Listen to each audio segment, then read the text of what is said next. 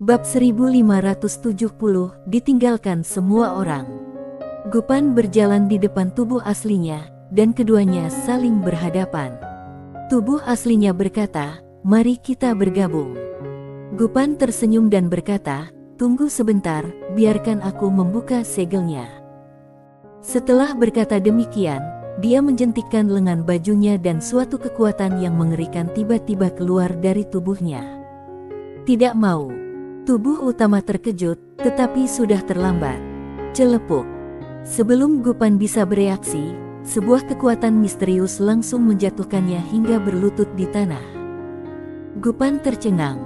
Saat berikutnya, dia mengepalkan tangannya erat-erat, siap untuk melawan. Tapi, kekuatannya lenyap tanpa jejak begitu muncul. Gupan benar-benar tertegun. Dia bertanya dengan suara gemetar, bagaimana segel biksu itu bisa menjadi begitu kuat? Tubuh aslinya berkata dengan marah, "Berhentilah bersikap begitu ganas, dan gabungkan ingatan dengan segera." Dia memiliki ingatan tentang klonnya, tetapi klon tersebut tidak memiliki ingatan tentang dirinya yang asli. Gupan mengangguk kosong, dan ketika ingatannya menyatu, Gupan akhirnya mengerti segalanya. Tubuh utamanya berkata, "Cepat pergi cari saudara Ye." Saudara Ye. Klon itu ragu sejenak, lalu berkata, "Saat aku datang ke sini, aku bilang aku tidak menginginkan bantuannya. Sekarang aku pergi mencarinya lagi, ini agak memalukan." Tubuh utama berkata dengan marah, "Sudah begini dan kamu masih peduli dengan malu. Tidak ada yang bisa menghancurkan segel ini kecuali saudara Ye, pergilah cari dia." Gupan masih agak enggan, "Ben aku 100 tahun, aku pasti bisa menghancurkannya." Tubuh utama. Awalnya dia ingin mengumpat beberapa kata, tetapi kemudian dia berpikir, bukankah ini sama saja dengan mengumpat diri sendiri? Dia menahan amarah di dalam hatinya, lalu berkata, "Segel ini dipasang oleh bibinya saudara Ye. Tanpa dia, tidak ada yang bisa melakukannya. Berhenti bicara omong kosong dan pergilah." Akhirnya, setelah bujukan sungguh-sungguh dari tubuh utama, Gupan berangkat untuk mencari Sander Ye. Di wilayah Tian. Pada saat ini di wilayah Tian, semua orang kuat dari keluarga Tian sangat gembira. Keluarga Tian memperoleh lebih dari 100 senjata Xian secara total. Lebih dari 100 senjata Xian. Kekuatan seluruh klan mereka telah meningkat entah ke level berapa. Selain itu, Liani Tian dan Yanro Tian juga memperoleh senjata kaisar. Benda ilahi semacam ini benar-benar berada di luar jangkauan peradaban mereka. Di taman belakang, Sander Ye dan Liani Tian berjalan berdampingan. Liani Tian mengenakan gaun panjang berwarna tinta muda, dengan sosok yang anggun, berwibawa dan tenang. "Kamu akan pergi?" Liani Tian tiba-tiba berbicara. Sander Ye mengangguk, Liani Tian menoleh ke arah Sander Ye, "Kamu adalah ketua keluarga Tian." Sander Ye membuka telapak tangannya, dan tanda leluhur keluarga Tian melayang di depan Liani Tian. "Sejak saat ini, kamu adalah ketua keluarga Tian." Liani Tian tetap diam. Sander Ye tersenyum dan berkata, "Nona Liani Tian, aku sangat berterima kasih atas bantuan yang diberikan keluarga Tian kepada aku sebelumnya. Jika keluarga Tian membutuhkan bantuan aku kelak, jangan ragu." Liani Tian tiba-tiba bertanya, "Aku dengar dari Liana Yu kamu ingin membuka akademi." Sander Ye mengangguk, Liani Tian menatapnya, "Kenapa tidak membuka akademi di wilayah Tian?" Sander Ye menggelengkan kepalanya. Liani Tian bingung, "Kenapa?"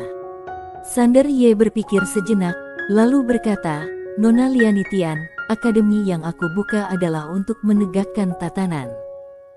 Membuka akademi di dunia Tian pada akhirnya akan menyebabkan konflik dengan dunia Tian, yang merupakan sesuatu yang tidak ingin aku lihat." Liani Tian terdiam. Sander Ye melanjutkan, "Tentu saja, aku berharap suatu hari nanti, semua orang di keluarga Tian akan dengan sukarela bergabung dengan Akademi Guanxuan."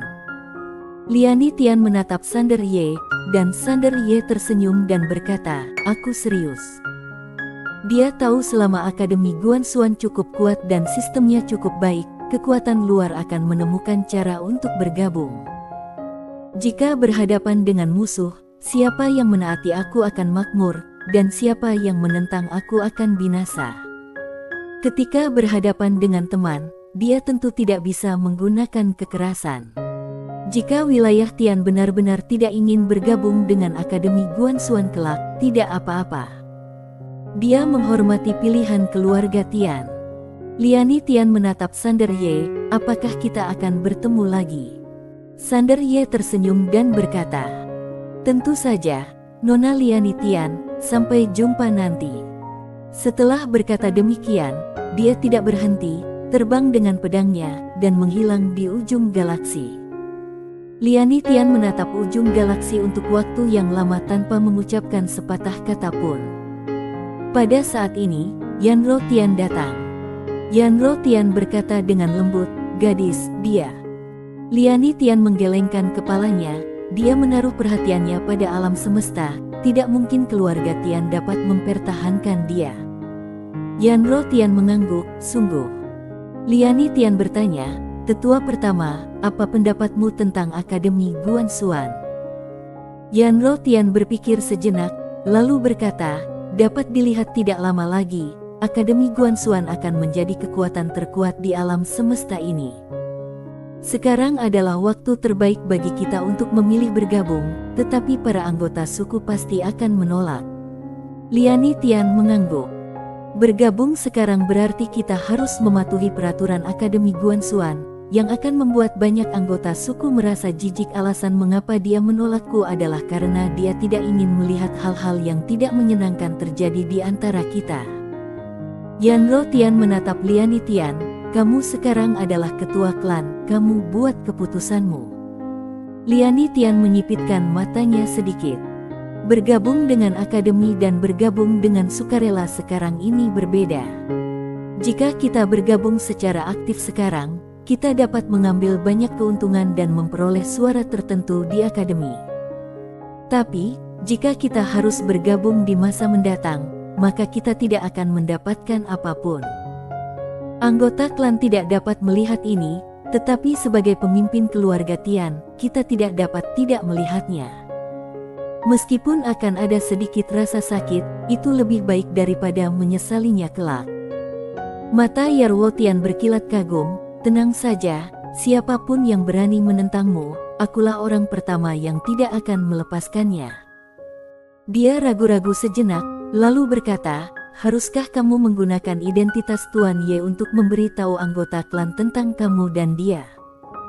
Aku tidak punya niat lain. Hanya saja ini akan membuatmu bisa memerintah keluarga Tian dengan lebih baik dan membuat Qian Lem waspada. Liani Tian menggelengkan kepalanya, gak usah. Yanro Tian tampak ingin berbicara tapi mengurungkan niatnya. Liani Tian berkata, aku tidak bisa membiarkan dia memandang rendah keluarga Tiani. Setelah berkata demikian, dia berbalik dan pergi. Yanro Tian terdiam sejenak, lalu mendesah pelan. Di Kekaisaran, kota Yongrong. Dengan pecahnya perang antara Kekaisaran dan keluarga Tian, seluruh Kekaisaran kini dalam keadaan siaga tinggi. Keluarga Qin sekarang mengalami masa yang sangat sulit di kota Yongrong. Karena hubungan antara mereka dan Sander Ye dibocorkan oleh seseorang, dan sekarang keluarga Qin telah menjadi sasaran kritik publik di kota Yongrong. Akademi Guanxuan, yang dijalankan dengan penuh semangat oleh keluarga Qin, harus dihentikan. Tidak hanya itu, industri keluarga Qin telah secara terang-terangan direbut oleh berbagai kekuatan besar. Di antara mereka, yang paling banyak menyita adalah keluarga Jun, karena keluarga Jun merupakan kekuatan terbesar di kota Yongrong. Di dalam aula keluarga Qin, Yuto Qin duduk di kursi. Pada saat ini, dia tampak telah menua ratusan tahun, dan rambutnya telah berubah seputih salju. Awalnya dia mengira perang antara Kekaisaran dan keluarga Tian akan segera berakhir, tetapi dia tidak menyangka bahwa perang itu belum berakhir. Dia memilih untuk bertaruh habis-habisan di awal, jadi dia tidak punya jalan keluar. Sekarang, Semua industri yang dikendalikan oleh keluarga Qin telah dibagi oleh kekuatan utama di kota Yongrong, yang dipimpin oleh keluarga Jun.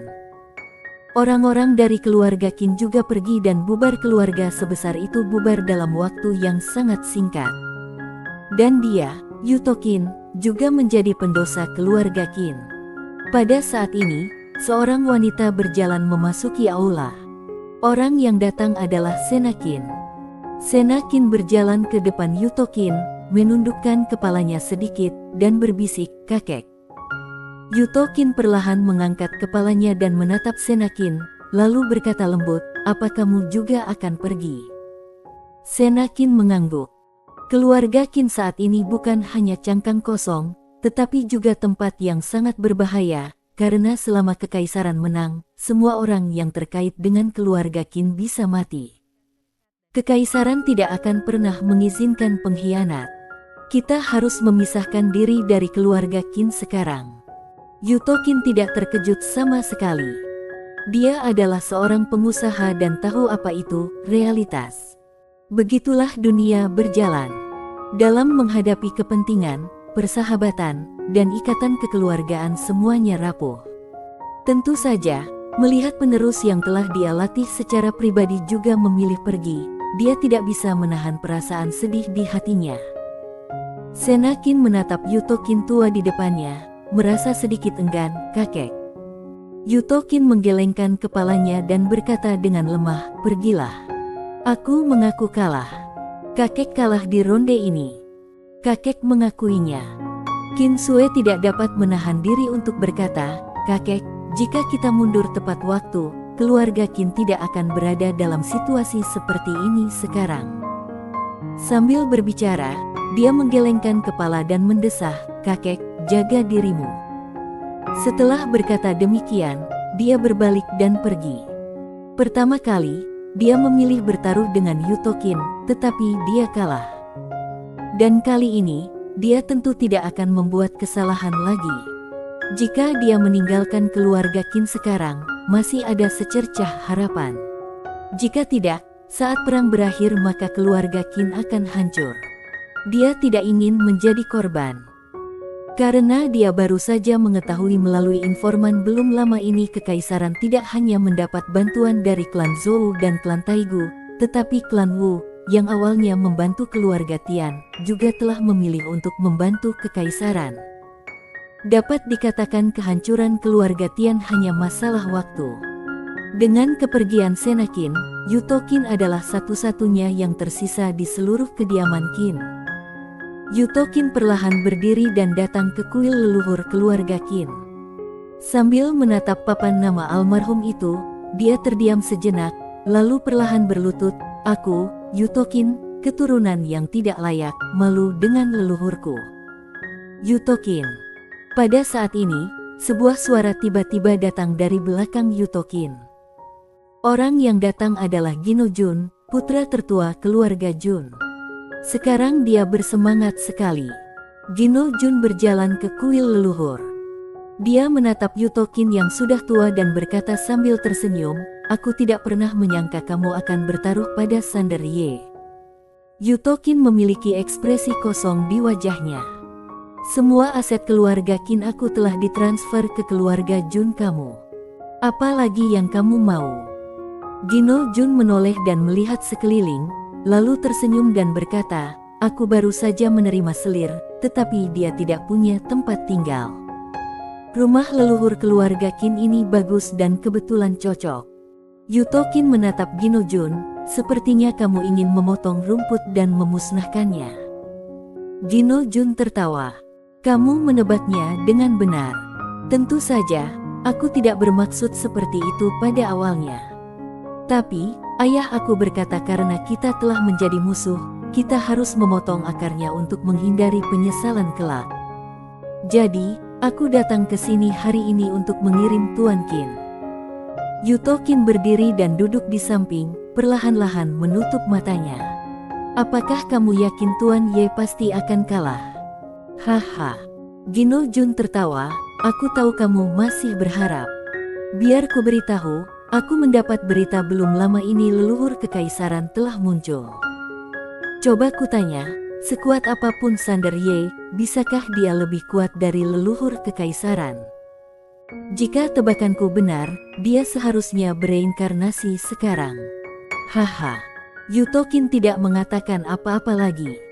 Kepergian seluruh anggota keluarga Qin telah membuatnya merasa putus asa. Dibunuh sekarang bukanlah hal buruk baginya. Dia mengepalkan tangannya erat-erat, lalu tubuh serta jiwanya mulai terbakar. Tetapi pada saat ini, dia tiba-tiba melihat keluar aula, dan ketika dia melihat seorang kultivator pedang muda, dia membeku di tempatnya.